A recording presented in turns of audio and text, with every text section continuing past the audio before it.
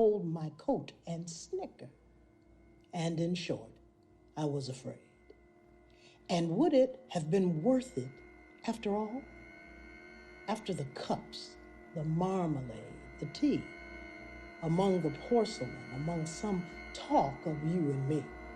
Now what we just saw was simply a student seeing an old lady walking towards her, but what made this so unsettling?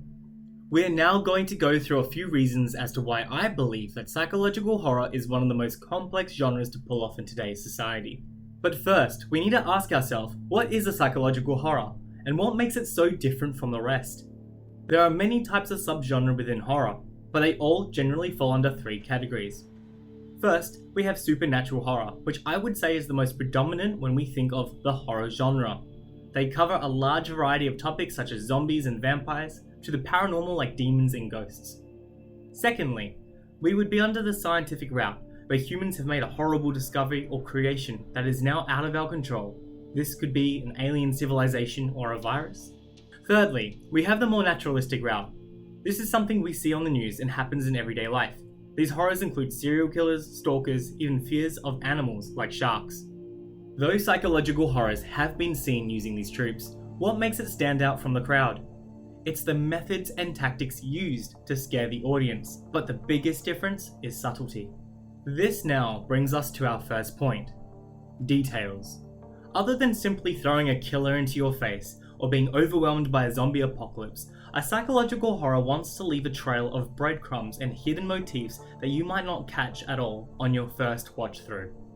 It leaves a bunch of hidden evidence pointing at what's to come, or the final outcome, and it keeps you, the viewer, more engaged and active throughout the film, since it's like passing you the role of a detective. Take the film Midsummer, directed by Ari Aster for example. Everything that unfolds as well as the climax was shown and hinted at throughout the film.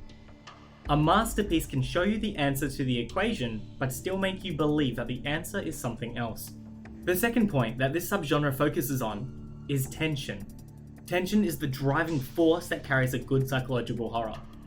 Tension can fall under two main categories: shock and suspense. The problem with shock is, well, it doesn't last as long as suspense, and poorly done or overused, it tends to take away from the film. Hitchcock had an interview and had an amazing example to explain the difference.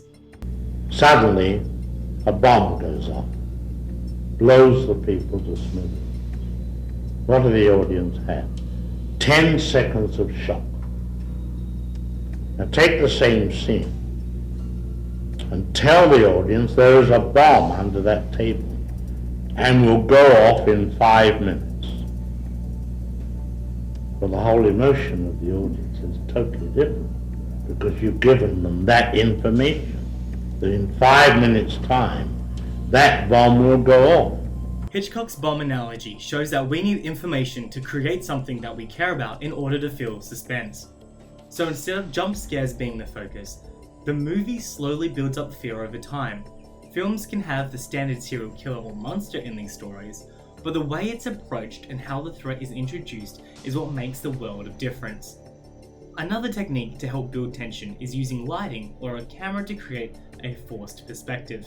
By turning off the lights and creating an environment where the viewer and protagonist have limited vision by something like a candle, torch, or flashlight, this brings us into a space of uncertainty and a feeling of anxiousness as we feel the danger closing in. Some cinematographers got quite creative with this use of forced perspective. For example, the use of night vision in The Silence of the Lambs. Because most of the screen is black, we associate it with a fear of the unknown, which leads us to our final point: fact versus fiction. What is real and what is not? And can we be placed into a situation that makes us doubt and question what we originally thought was a fact? Psychological horror taps into this, knowing what our expectations are when watching a horror film, and use that knowledge to their advantage by finding creative ways to misdirect us. It is still interesting that the world of cinema creates an environment for our minds to connect through the screen.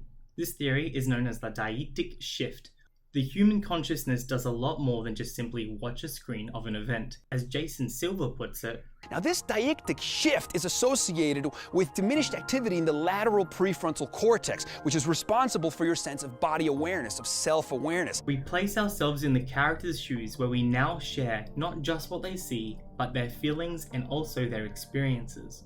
Have you ever sat in a movie and asked yourself, what would I have done in that situation? In conclusion, psychological horror is challenged to constantly change and push the boundaries in order to make us doubt ourselves, without the reliance on jump scares, where fear comes in a slower, more calculated way that creates a longer lasting impression. That is why I believe psychological horrors are one of the most complex genres in today's society.